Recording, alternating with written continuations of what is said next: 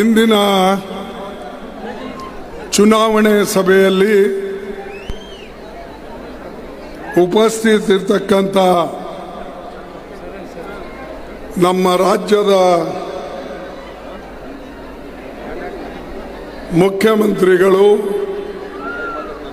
ಹಾಗೂ ನಿಮ್ಮೆಲ್ಲರ ಪ್ರೀತಿಗೆ ಪಾತ್ರರಾದಂಥ ಶ್ರೀ ಸಿದ್ದರಾಮಯ್ಯಜಿ ಅವರೇ, ಸ್ವಲ್ಪ ಶಾಂತ ರೀತಿಯಿಂದ ಮಾತು ಕೇಳಿ. ಯಾಕಂದರೆ ಕೇಳೋದು ಇಂಪಾರ್ಟೆಂಟು, ಈ ಕೂಗೋದ್ರಲ್ಲಿಂದ ಏನೂ ಆಗಲ್ಲ.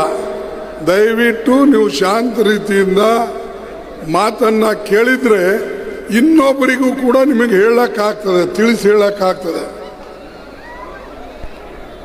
ಕಾಂಗ್ರೆಸ್ ಪಕ್ಷದ ರಾಜ್ಯದ ಅಧ್ಯಕ್ಷರಾದ ಶ್ರೀ DK ಶಿವಕುಮಾರ್ ಅವರೇ ಹಾಗೂ ಶ್ರೀಮತಿ ರಾಣಿ ಲತಾ ವೆಂಕಟಪ್ಪ ನಾಯಕರೇ ಹಾಗೂ ದರ್ಶನಾಪುರ್ ಮಂತ್ರಿಗಳೇ, ಪ್ರಕಾಶ್ ರಾಠೋಡ್ ಅವರೇ ಹಾಗೂ ನಮ್ಮ ಪಕ್ಷದ ಅನೇಕ ಮುಖಂಡರು ಈ ವೇದಿಕೆ ಮೇಲೆ ಕುಳಿತಿದ್ದಾರೆ. ಸಾಕಷ್ಟು ಮಂತ್ರಿಗಳು ಇದ್ದಾರೆ, ಶಾಸಕರು ಇದ್ದಾರೆ, ಪಕ್ಷದ ಹಿರಿಯ ಮುಖಂಡರು ಕೂಡ ಇಲ್ಲಿ ಕುಳಿತಿದ್ದಾರೆ. ಮತ್ತು ಸುರ್ಪುರಿನ ಎಲ್ಲ ಹಿರಿಯ ಮುಖಂಡರು, ಕಾಂಗ್ರೆಸ್ ಪಕ್ಷದ ನಾಯಕರು ಹಾಗೂ ಇಲ್ಲಿ ನೆರೆದಂಥ ಬಂಧುಗಳೇ, ತಾಯಿಂದರೇ, ರೈತ ಬಾಂಧವರೇ, ಯುವ ಮಿತ್ರರೇ ಹಾಗೂ ಮಾಧ್ಯಮದ ಬಂಧುಗಳೇ, ಇವತ್ತು ನಿಮ್ಮೆಲ್ಲರಿಗೆ ನಾನು ವಿಶೇಷವಾದಂಥ ಧನ್ಯವಾದಗಳನ್ನು ಅರ್ಪಿಸ್ತೇನೆ. ಇವತ್ತು 1 ಮೇ, ಇದು ಕೂಲಿಕಾರರ ದಿನ. 1 ಮೇ ಅಂದರೆ ಮಜ್ದೂರ್ ದಿನ. ಇಡೀ ಪ್ರಪಂಚದಲ್ಲೇ ಈ ಲೇಬರ್ ಡೇ ಮಾಡ್ತಾರೆ. ಯಾರು ಕೂಲಿಕಾರರಿದ್ದಾರೋ, ಕೆಲಸ ಮಾಡ್ತಾರೋ, ಕೆಲಸಗಾರರ ದಿನ ಅಂತ ಹೇಳಿ ಇಡೀ ಪ್ರಪಂಚದಲ್ಲೇ ಇದನ್ನ ಇವತ್ತಿನ ದಿವಸ ಸೂಟಿ ಕೊಟ್ಟು ಇದನ್ನ ಎಲ್ಲರೂ ಕೂಡ ಆಚರಣೆ ಮಾಡ್ತಾರೆ. ಅಂತ ಒಂದು ಪವಿತ್ರ ದಿವಸ ಈ ನಮ್ಮ ಚುನಾವಣೆ ಪ್ರಚಾರವನ್ನು ಇಲ್ಲಿ ನಡೆದಿದೆ. ಇದಕ್ಕಾಗಿ ನಮ್ಮ ಎಲ್ಲ ಮುಖ್ಯಮಂತ್ರಿಗಳು ಮತ್ತು ನಮ್ಮ ಪಕ್ಷದ ಅಧ್ಯಕ್ಷರು ಕೂಡ ಬಂದಿದ್ದಾರೆ. ನಮ್ಮ ಗ್ಯಾರಂಟಿಗಳಲ್ಲಿ ಇದು ಒಂದು ಗ್ಯಾರಂಟಿ ಇದೆ. ಪ್ರಧಾನಮಂತ್ರಿ ಇವತ್ತು ಒಂದು ಪತ್ರ ಬರೆದಿದ್ದಾರೆ ಎಲ್ಲ NDA ಕ್ಯಾಂಡಿಡೇಟ್ಗಳಿಗೆ, 3ನೇ ಫೇಜ್ನಲ್ಲಿರ್ತಕ್ಕಂಥವರಿಗೆ ಹೇಳಿದ್ದಾರೆ. ಅವರು ಈ ವರ್ಕಿಂಗ್ ಕ್ಲಾಸ್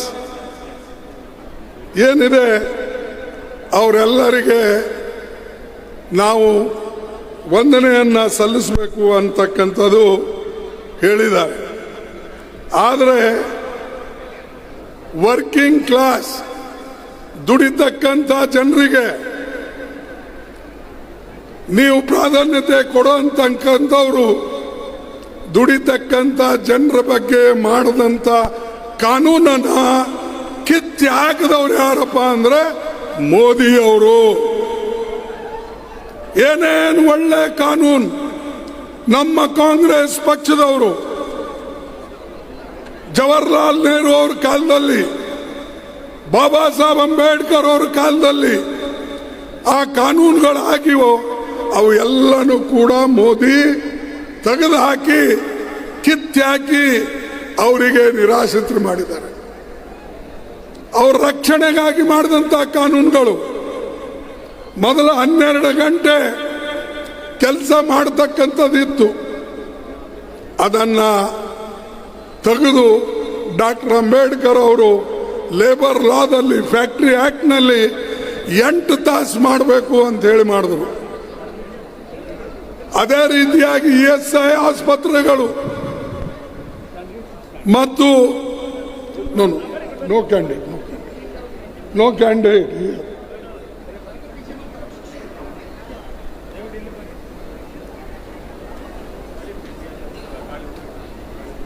ನಾವು ಅನೇಕ ವಾಗ್ದಾನವನ್ನು ಕೊಟ್ಟಿದ್ದೇವೆ. ಆ ವಾಗ್ದಾನವನ್ನು ಇವತ್ತು ನಾವು ಪೂರೈಸಿದ್ದೇವೆ. ಕರ್ನಾಟಕ ರಾಜ್ಯದ ಸಿದ್ದರಾಮಯ್ಯ ಅವರು ಮುಖ್ಯಮಂತ್ರಿ ಆದಮೇಲೆ ಶಿವಕುಮಾರ್ ಉಪಮುಖ್ಯಮಂತ್ರಿ ಆಗಿ ಅನೇಕ ಜನ ಮಂತ್ರಿಗಳು ಸೇರಿ 5 ಗ್ಯಾರಂಟಿ ನಿಮಗೇನು ಹೇಳಿತ್ತು, ಆ 5 ಗ್ಯಾರಂಟಿ ಇವತ್ತು ಕಾಂಗ್ರೆಸ್ ಪಕ್ಷದ ಸರ್ಕಾರ ಕರ್ನಾಟಕದಲ್ಲಿ ಕೊಟ್ಟಿದೆ. ಫ್ರೀ ಪಾಸ್ ಬಸ್ ಹೆಣ್ಣು ಮಕ್ಕಳಿಗೆ, ನಮ್ಮ ತಾಯಿಂದವರಿಗೆ. ಈಗ ಬಸ್ನಲ್ಲಿ ತಾವು ಪುಕ್ಕಟ್ಟೆ ಹೋಗ್ತಿರೋ ಇಲ್ಲೋ? ಹೋಗ್ತಾ ಇದ್ರ? ಅದೇ ರೀತಿಯಾಗಿ ಪ್ರತಿ ಒಬ್ಬರಿಗೆ 2,000 ರೂಪಾಯಿ ನಿಮ್ಮ ಮನೆಗೆ ಮುಟ್ತಾ ಇದೆನೋ ಇಲ್ಲೋ? ಮುಟ್ತಾ ಇದೆ. ಅದೇ ರೀತಿಯಾಗಿ ನಮ್ಮ ಯುವಕರಿಗೆ ನಾವು ಒಂದು ವಿಶೇಷವಾದಂಥ ಟ್ರೈನಿಂಗ್ ಕೊಟ್ಟು ಅವರಿಗೆ ಕೆಲಸ ಸಿಗದೆ ಹೋದರೆ ಅಂಥವರಿಗೆ ಗ್ರಾಜ್ಯುಯೇಟ್ ಇದ್ದವರಿಗೆ 3,000 ರೂಪಾಯಿ, ಡಿಪ್ಲೊಮಾ ಹೋಲ್ಡರ್ಗಳಿಗೆ 1,500 ರೂಪಾಯಿ ಕೊಡ್ತಕ್ಕಂಥ ವ್ಯವಸ್ಥೆ ಯಾರಾದರೂ ಮಾಡಿದ್ರೆ ಅದು ಕರ್ನಾಟಕದಲ್ಲಿ ಮಾಡಿದ್ದಾರೆ ಅಂತಕ್ಕಂಥ ಮಾತನ್ನ ನಿಮಗೆ ಹೇಳಕ್ಕೆ ಇಚ್ಛೆ ಪಡ್ತೀನಿ. ಅದೇ ರೀತಿಯಾಗಿ ನಮ್ಮ ವಿಶೇಷವಾದಂಥ ಕೊಡುಗೆ 200 ಯೂನಿಟ್ ಮಹಿಳೆಯರಿಗೆ ಗೃಹ ಜ್ಯೋತಿ ಅಂತ ಹೇಳಿ ಪ್ರತಿ ಮನೆಗೆ 2 ಯೂನಿಟ್ ಎಲೆಕ್ಟ್ರಿಸಿಟಿಯನ್ನ ಕೊಡ್ತಕ್ಕಂಥದ್ದು ಮಾಡಿದ್ದೇವೆ. ನೀವು ಯಾರೂ ಕೂಡ 1,60,00,000 ಫಲಾನುಭವಿಗಳಿದ್ರಿ. ನಿಮ್ಗೆಲ್ಲರಿಗೆ ಕೂಡ ಪುಕ್ಕಟ್ಟೆ ಆಗಿ ನಮ್ಮ ಸರ್ಕಾರ ಕೊಡ್ತಾ ಇದೆ. ಇದು ನಿಮಗೆ ಮುಟ್ತಾ ಇದೆ ಇಲ್ಲ? ಇದು ನಮ್ಮ ಅನ್ನ ಭಾಗ್ಯ. ಇದು ಕೂಡ 10 kg ಮೊದಲೇನು ಸಿಗ್ತಾ ಇತ್ತು ನಿಮಗೆ, ಅದನ್ನ ಬಿಟ್ಟು 10 kgಯನ್ನ ಇವತ್ತು ಪುನಃ ನಮ್ಮ ಸರ್ಕಾರ ಇವತ್ತು ನಿಮಗೆ ಮುಟ್ಟಿಸ್ತಾ ಇದೆ. ಇದು ನಮ್ಮ ಗ್ಯಾರಂಟಿ, ಕರ್ನಾಟಕ ರಾಜ್ಯದ ಗ್ಯಾರಂಟಿ. ಆದರೆ ಮೋದಿ ಅವ್ರ ಗ್ಯಾರಂಟಿ ಏನು? ಮೋದಿ ಅವ್ರ ಗ್ಯಾರಂಟಿ ಇತ್ತು, ನಾನು ಹೊರದೇಶದಿಂದ ಕಪ್ಪು ಹಣ ತಂದು ಕಾಂಗ್ರೆಸ್ದವ್ರು ಒಯ್ದಿಟ್ಟಿದ್ರು, ಬೇರೆ ಬೇರೆ ಶ್ರೀಮಂತರು ಒಯ್ದಿಟ್ಟಿದ್ರು. ಆ ಎಲ್ಲ ಹಣ ನಾನು ವಾಪಸ್ ತಂದು ನಿಮ್ಮ ಎಲ್ಲರಿಗೆ 15 ಲಕ್ಷ ರೂಪಾಯಿ ಕೊಡ್ತೀನಿ ಅಂತ ಹೇಳಿದ್ರೋ ಇಲ್ಲೋ? ಇದು ಮೋದಿ ಹೇಳಿದ್ದು. ನಿಮಗೆ ಮುಟ್ಟಿದೇನಾ? ಇಲ್ಲ. ಮೋದಿ ಹೆಂಗ್ ಸುಳ್ಳಾಡ್ತಾರೆ? ಚೀಫ್ ಮಿನಿಸ್ಟರ್, ಪ್ರೈಮ್ ಮಿನಿಸ್ಟರ್ ಅವರು ನಮ್ಮ ಚೀಫ್ ಮಿನಿಸ್ಟರ್ ಹೇಳಿದ್ದು ಕೊಡ್ತಾರೆ, ಅವ್ರು ಹೆಂಗ್ ಕೊಡೋದಿಲ್ಲ? ಕೊಟ್ಟಿಲ್ಲ ನಿಮಗೆ 15 ಲಕ್ಷ ಕೊಟ್ಟಿಲ್ಲ, ಬಿಟ್ಬಿಡಿ. ಒಂದು ಸುಳ್ಳು. ನಮ್ಮ ಯುವಕರಿಗೆ ಹೇಳಿದ್ರು, ನಿಮ್ಮೆಲ್ಲರಿಗೆ ವರ್ಷಕ್ಕೆ 2 ಕೋಟಿ ನೌಕರಿಗಳು ಕೊಡ್ತೀನಿ ಅಂತ ಹೇಳಿದ್ರ. ನಿಮ್ಮೆಲ್ಲ ಯುವಕರಿಗೆ ನೌಕರಿಗಳು ಇವತ್ತು ಸಿಕ್ಕಿವೇನಾ? 2 ಕೋಟಿ ನೌಕರಿಗಳು ದೇಶದಲ್ಲಿ ಸಿಗ್ತಾ ಇಲ್ಲ? ನೀವು ಹೇಳ್ಬೇಕು. ಸಿಕ್ಕಿಲ್ಲ. ಇದು 2ನೇ ಸುಳ್ಳು. ಆಮೇಲೆ 3ನೇ ಸುಳ್ಳು, ರೈತರಿಗೆ ನಿಮ್ಮ ಆಮದಾನಿ ದುಪ್ಪಟ್ಟು ಮಾಡ್ತೀನಿ ಅಂತ ಹೇಳಿದ್ರು. 2 ಪಟ್ಟು. 2 ಪಟ್ಟು ಆಮದಾನಿ ನಿಮ್ದು ಆಗಿದೆನಾ ರೈತರದು? ಇಲ್ಲ. ಇದು 3ನೇ ಸುಳ್ಳು. ರೈತರಿಗೆ ಹೇಳಿದ್ರು ಅವರು, ನಾನು ಬೆಲೆ ಕಡಿಮೆ ಮಾಡ್ತೇನೆ, ಪೆಟ್ರೋಲ್ ಬೆಲೆ, ಡೀಸೆಲ್ ಬೆಲೆ, LPG ಬೆಲೆ, ಇದೆಲ್ಲ ಹೇಳ್ಕೋತ ಬಂದರು. ಆದರೆ ಚುನಾವಣೆ ನಂತರ ಅವರು ಪೆಟ್ರೋಲ್ ಬೆಲೆ ಏನು ಮೊದಲು 55 ರೂಪಾಯಿ ಇತ್ತು, ಈಗ 102 ರೂಪಾಯಿ ಆಗಿದೆ. ಡೀಸೆಲ್ ಬೆಲೆ 45 ಇತ್ತು, ಇವತ್ತು ಆ ಡೀಸೆಲ್ ಬೆಲೆ 90 ರೂಪಾಯಿ ಆಗಿದೆ. ಅದೇ ರೀತಿಯಾಗಿ LPG 415 ರೂಪಾಯಿ ಇತ್ತು ನಮ್ಮ ಕಾಲದಲ್ಲಿ, ಈಗ 98 ರೂಪಾಯಿ ಆಗಿದೆ, 102 ರೂಪಾಯಿ ಆಗಿದೆ. ಅಂದ್ರೆ ಎಷ್ಟೊಂದು ಸುಳ್ಳು ಇವತ್ತು ಮೋದಿ ಅವರು ಆಡ್ತಾರೆ. ಅದಕ್ಕಾಗಿ ನಾನು ಅವರಿಗೆ ಎಲ್ಲಿ ಹೋದಾಗ ಎಲ್ಲ ಭಾಷಣದಲ್ಲಿ, ನಿನ್ನೆ ನಾನು ಮಧ್ಯಪ್ರದೇಶದಾಗಿದ್ದೆ, ನಾನು ಮೈಸೂರಿಂದ ಮಧ್ಯಪ್ರದೇಶಕ್ಕೆ ಹೋಗಿದ್ದೆ. ಅಲ್ಲಿ ನಾನು ಇದನ್ನು ಹೇಳಿದಾಗ ಜನ ಹುರಿದುಂಬಿ ತಾವೇ ಎದ್ದು ಚಪ್ಪಾಳಿ ಬಾರಿಸ್ತಾ ಇದ್ರು, ಮೋದಿ ಎಷ್ಟು ಸುಳ್ಳರ ಅನ್ನೋದಕ್ಕೆ. ಅದಕ್ಕೆ ನಾನು ಪದೇ ಪದೇ ಹೇಳ್ತೀನಿ, ಮೋದಿಜಿಯವರು ಸುಳ್ಳಿನ ಸರ್ದಾರ. ನಾವು ಏನ್ ನುಡಿತೇವೆ ಅದನ್ನ ಮಾಡಿ ತೋರಿಸ್ತೇವೆ. ಈಗ ನಮ್ಮ ಸರ್ಕಾರ, ಕಾಂಗ್ರೆಸ್ ಸರ್ಕಾರ, ಕರ್ನಾಟಕದಲ್ಲಿ 5 ಗ್ಯಾರಂಟಿ ನಾವು ಕೊಟ್ಟೇವೆ. ತೆಲಂಗಾಣದಲ್ಲಿ ನಾವು 6 ಗ್ಯಾರಂಟಿ ಹೇಳಿದ್ದೇವೆ, 6 ಗ್ಯಾರಂಟಿ ನಾವು ಕೊಟ್ಟೇವೆ. ಹಿಮಾಚಲ್ ಪ್ರದೇಶದಲ್ಲಿ ನಮ್ಮ ಸರ್ಕಾರ ಇದೆ, ಅಲ್ಲೂ 5 ಗ್ಯಾರಂಟಿ ನಾವು ಹೇಳಿದ್ದೇವೆ, 5 ಗ್ಯಾರಂಟಿನೂ ನಾವು ಕೊಟ್ಟೇವೆ. ಮೋದಿದು ಯಾವ ಗ್ಯಾರಂಟಿ? ಒಂದೇ ಒಂದು ಗ್ಯಾರಂಟಿ, ಸುಳ್ಳಾಡೋದು ಒಂದೇ ಗ್ಯಾರಂಟಿ, ಬಾಕಿ ಏನೂ ಇಲ್ಲ. ಅದಕ್ಕೆ ಅವ್ರು ಏನೇನು ಹೇಳಿದಾರೆ ನನಗೆ ಇವತ್ತೇ ಒಂದು ಪತ್ರ ಬರೆದಿದ್ದೇನೆ. ಮತ್ತೆ ನೀನು ಇಷ್ಟೊಂದು ಸುಳ್ಳು ಯಾಕೆ ಹೇಳ್ತೇಪ್ಪ? ಇದರಿಂದ ದೇಶಕ್ಕೆ ಏನು ಲಾಭ? ಜನ ಇವತ್ತು ಅನ್ನಕ್ಕಾಗಿ ಮರಗ್ತಾ ಇದ್ದಾರೆ. ಜನ ಅವರಿಗೆ ಸಿಗಬೇಕಾದಂತ ಆಹಾರ ಧಾನ್ಯ ಸಿಗ್ತಾ ಇಲ್ಲ.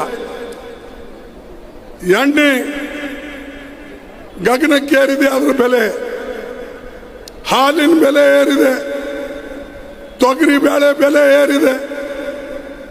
ಏನ್ ಸುಖ ಮಾಡಿದ್ದೀನಿ? ಮೋದಿ ಅವರು ಏನ್ ಸುಖ ಮಾಡಿದ್ದಾರೆ? ಸಬ್ಕಾ ಸಾಥ್ ಸಬ್ಕಾ ವಿಕಾಸ್. ಯಾರು ಸಾಥ್ ಮಾತ್ರ ಜನರು ತಗೊಂಡು ಸುಳ್ಳು ಹೇಳಿ सबका साथ तो लिया, लेकिन सबका साथ लेने के बाद सबको बर्बाद कर दिया, सबका सत्यानाश कर दिया. ಹೇಳ್ದ ನಾ ಎಲ್ಲ ಬ್ಲ್ಯಾಕ್ ಮನಿ ಯಾರ್ಯಾರ ಮನೆಯಾಗಿದೆ ಅದೆಲ್ಲ ತೆಗೆದು ಹೊರಗೆ ತರ್ತೀನಿ ಅಂತ ಹೇಳ್ದ. ನೋಟ್ ಬಂದಿ ಮಾಡ್ದ. ನೋಟ್ ಬಂದಿ ಮಾಡಿ ಯಾರಿಗೆ ತೊಂದರೆ ಕೊಟ್ಟ? ಬಡವರಿಗೆ ತೊಂದರೆ ಕೊಟ್ಟ. ಶ್ರೀಮಂತರು ಎಲ್ಲರೂ ಬ್ಯಾಂಕ್ನಾಗ ಇಟ್ಕೊಂಡು, ಕೋಆಪರೇಟಿವ್ ಬ್ಯಾಂಕ್ನಾಗ ಇಟ್ಕೊಂಡು ಹೊರದೇಶದಲ್ಲಿ ಇಟ್ಟು ಅವರು ಕೋಟಿ ಗಂಟ್ಲೆ ಹಣ ಕಳಿಸ್ಕೊಂಡ್ರು. ಅವ್ರ ದುಡ್ಡು ಉಳಿತು. ನಮ್ಮ ತಾಯಿಂದೇರು, ಬಡವರು, ರೈತರು ಮನೆ ಒಳಗೆ ಏನೋ ಮುಂದೆ ಮಕ್ಕಳ ಲಗ್ನಕ್ಕೆ ಬರ್ತದೆ, ಮಕ್ಕಳ ತೊಟ್ಲಿಗೆ ಬರ್ತದೆ, ಮಕ್ಕಳಿಗೆ ಸ್ಕೂಲಿಗೆ ಹೋಗಕ್ ಬೇಕು ಅಂಥೇಳಿ ಅವರು ಬಚ್ಚಿಟ್ಟಿದ್ದ ದುಡ್ಡು ಹೋಯ್ತು. ಶ್ರೀಮಂತರು ಬಚ್ಚಿಟ್ಟಿದ್ದ ದುಡ್ಡು ಅವರು ಎಲ್ಲ ಕಡೆ ತಗೊಂಡ್ಬಿಟ್ರು. ಇಲ್ಲಿ ಹಳ್ಳಿ ಒಳಗೇನಾಯ್ತು? ಪಾಪ ಎಲ್ಲ ಕೆಲವು ವ್ಯಾಪಾರಸ್ಥರು ಸೇರಿ ಏನಮ್ಮ ಇದು ನಡೆಯೋದಿಲ್ಲೀಗ, ಮೋದಿ ಬಂದ್ ಮಾಡಿಬಿಟ್ಟಿದ್ದಾನೆ.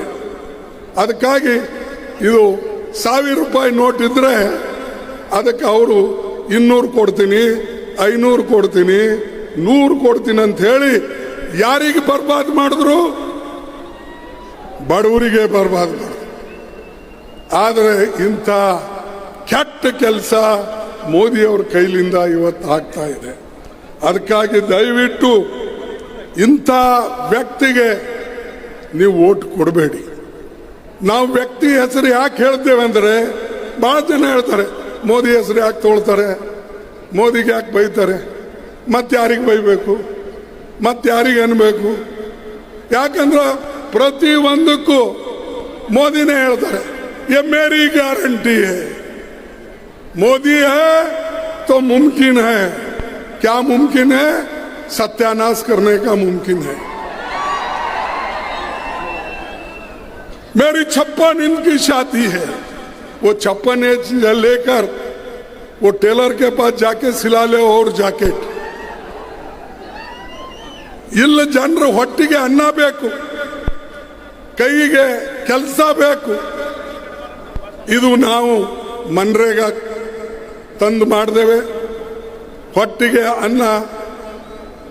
ಈ ನಮ್ಮ ಆಹಾರ ಭದ್ರತೆ ಕಾನೂನು ತಂದೇವೆ, ಮಕ್ಕಳಿಗೆ ಶಿಕ್ಷಣ ತರ್ತಕ್ಕಂಥ ಕಾನೂನು ತಂದೇವೆ.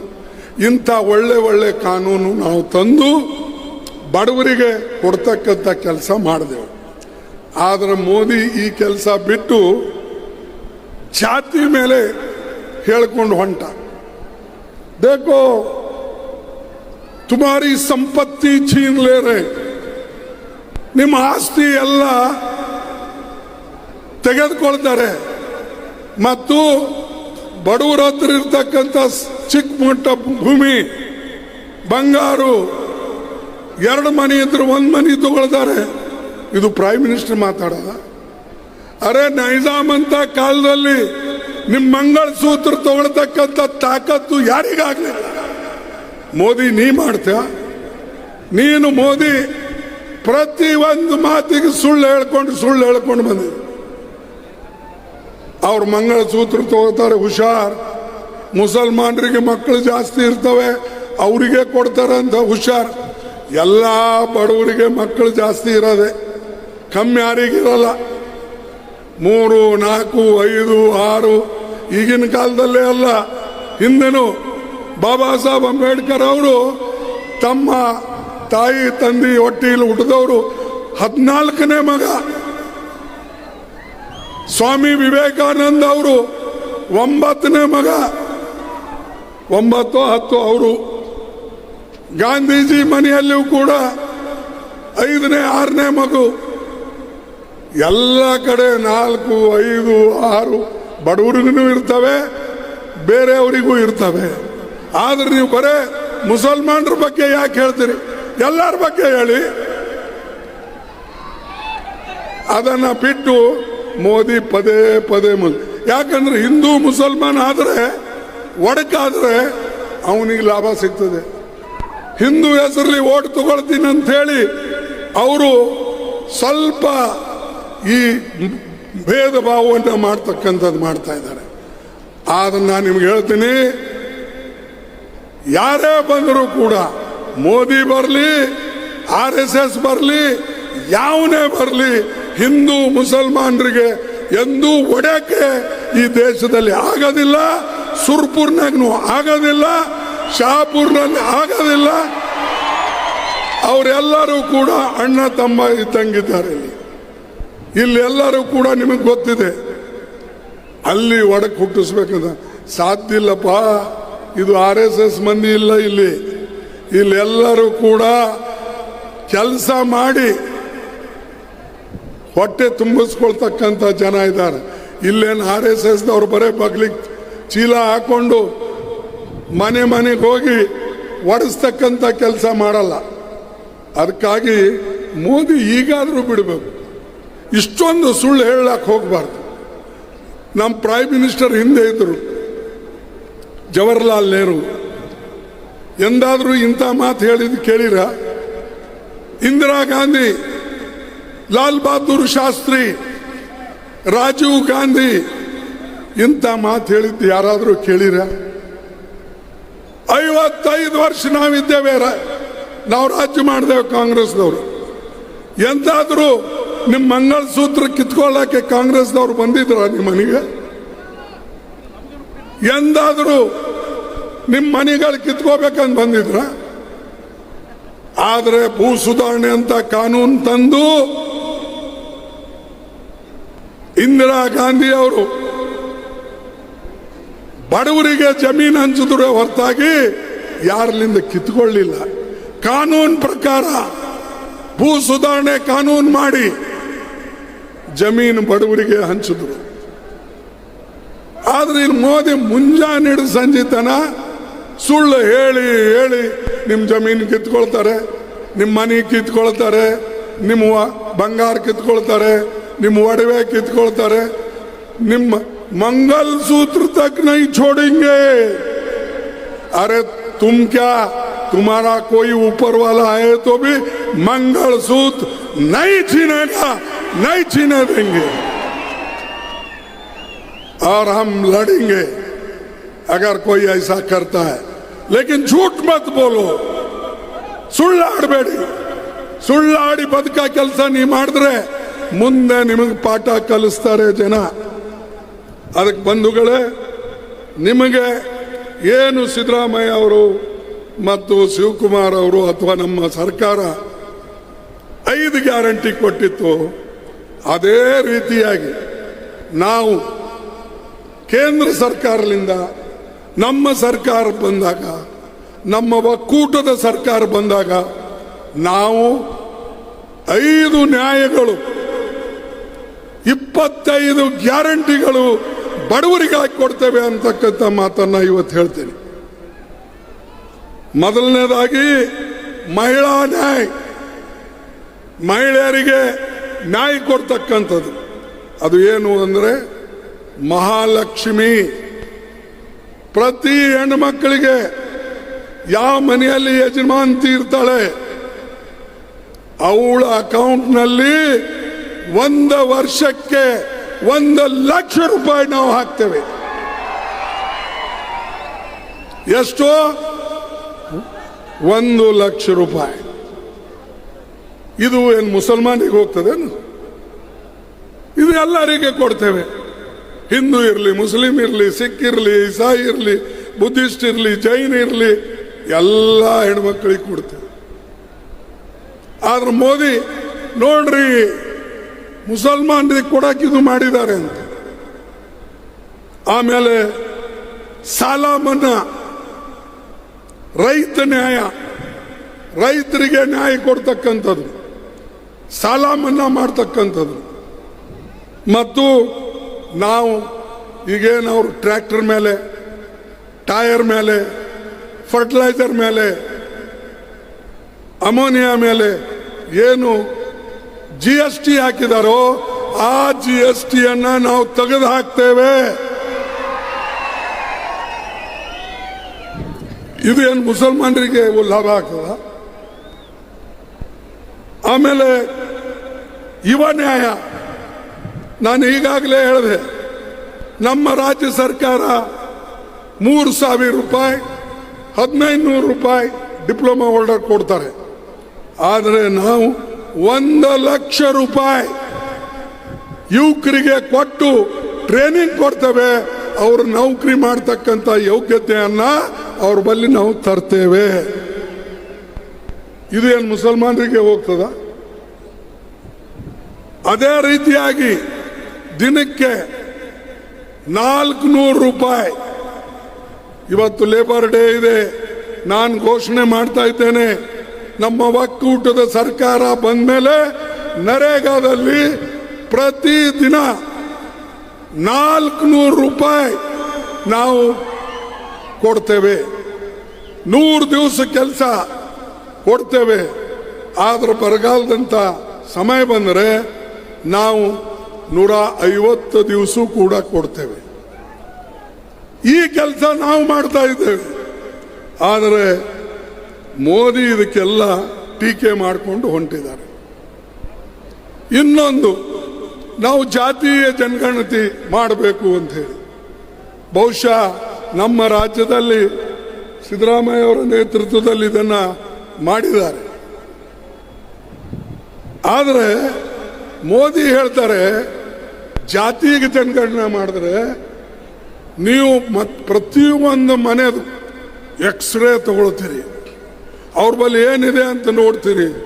ಅದಕ್ಕೆ ಇದು ಮಾಡೋದು ಸರಿಯಲ್ಲ, ಅವ್ರು ನಿಮ್ಮಲ್ಲಿ ಆಸ್ತಿ ಕಸ್ಕೊಳ್ತಾರೆ ಅಂತ ಹೇಳಿ ಎಬ್ಬಿಸ್ಬಿಟ್ಟಿದ್ದಾನೆ ಗುಲ್ಲು.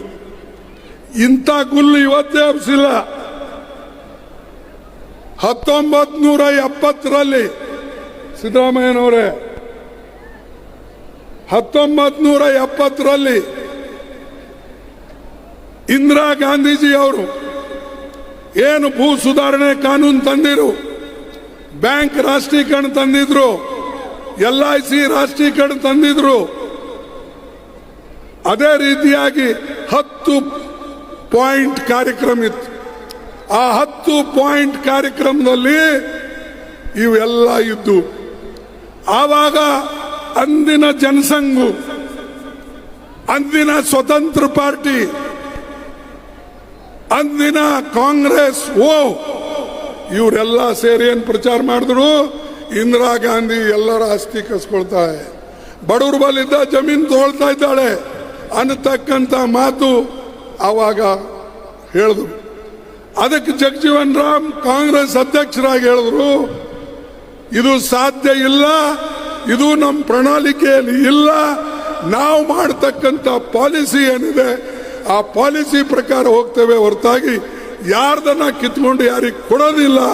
ಇದು ಎಲ್ಲ ಸುಳ್ಳು ಹೇಳ್ತಾ ಇದ್ದಾರೆ ಸ್ವತಂತ್ರ ಪಾರ್ಟಿಯವರು, ಕಾಂಗ್ರೆಸ್ ಹೋದವರು, ಜನಸಂಘದವರು ಅಂತ ಹೇಳಿ ಆವಾಗ ಸ್ಪಷ್ಟಪಡಿಸಿದ್ರು. ಆ ರೋಗ ಇನ್ನೂ ಮೋದಿಗೆ ಹತ್ಯೆ ಇದೆ. 70ರಾಗ ಹೇಳಿದ ಮಾತು ಇಲ್ಲಪ್ಪ ನಾವು ಮಾಡಲ್ಲ ಅಂತ ಹೇಳಿದ್ರು ಮೋದಿ ಪುನಃ ಹೇಳ್ಕೋತ ಹೊಂಟಿದೆ. ಅಂದರೆ ಅಂದಿನ ಏನು ನಮ್ಮ ವಿಚಾರಗಳಿದ್ದು ಅದಕ್ಕೂ ವಿರೋಧ ಮಾಡ್ಕೋತ ಇವ್ರು ಬಂದರು. ಇವತ್ತು ಅದೇ ವಿರೋಧ ಮಾಡ್ತಾ ಇದ್ದಾರೆ. ಅದಕ್ಕಾಗಿ ದಯವಿಟ್ಟು ನಿಮ್ಮೆಲ್ಲರಿಗೆ ನಾನು ಕೇಳಿಕೊಳ್ತೇನೆ, ಈ ಸಾರಿ ನೀವು ಕಾಂಗ್ರೆಸ್ ಪಾರ್ಟಿಗೆ ಮತವನ್ನ ಕೊಟ್ಟು, ಹಸ್ತಕ್ಕೆ ಮತವನ್ನ ಕೊಟ್ಟು ಭಾರಿ ಬಹುಮತದಿಂದ ಆರಿಸಿಕೊಡ್ಬೇಕು ಅಂತ ನಾನು ಕೇಳ್ಕೊತೀನಿ. ಆರಿಸಿಕೊಡ್ತೀರಾ? ಈ ಕಡೆ ಯಾಕೋ ನಾರಾಜಿದ್ದಾರೆ ಜನ. ದಯವಿಟ್ಟು ಹಸ್ತಕ್ಕೆ ಮತ ಕೊಟ್ಟು ನಮ್ಮ ಅಭ್ಯರ್ಥಿಗಳಿಗೆ ತಾವು ಗೆಲ್ಲಿಸಬೇಕು ಅಂತ ಹೇಳಿ ನಿಮಗೆ ನಾವು ಕಳಕಳಿಯಿಂದ ಕೇಳ್ತೇನೆ. ಕೊನೆಯದಾಗಿ 1-2 ಸ್ಲೋಗನ್ ನಾನು ಕೂಗ್ತೇನೆ, ನೀವು ದಯವಿಟ್ಟು ಅದಕ್ಕೆ ಸ್ಪಂದಿಸಬೇಕು ಅಂತ ಹೇಳಿ ನಿಮಗೆ ಕೇಳ್ತೇನೆ. ಮೊದಲನೇದಾಗಿ ನಾ ಹೇಳ್ತೀನಿ, ಮೋದಿ ಹಟಾವ್ ದೇಶ ಬಚಾವ್. ಮೋದಿ ಹಟಾವ್. ಜೋರಾಗಿ ಕೂಗ್ರಪ್ಪ, ಯಾಕೋ ಅಲ್ಲಿ ಧ್ವನಿ ಕಮ್ಮಿ. ಮೋದಿ ಹಟಾವ್, ಮೋದಿ ಹಟಾವ್. ಜೈ ಹಿಂದ್, ಜೈ ಹಿಂದ್, ಜೈ ಹಿಂದ್, ಜೈ ಕಾಂಗ್ರೆಸ್, ಜೈ ಕಾಂಗ್ರೆಸ್, ಜೈ ಕಾಂಗ್ರೆಸ್. ನಿಮ್ಮೆಲ್ಲರಿಗೆ ವಂದಿಸ್ತೇನೆ.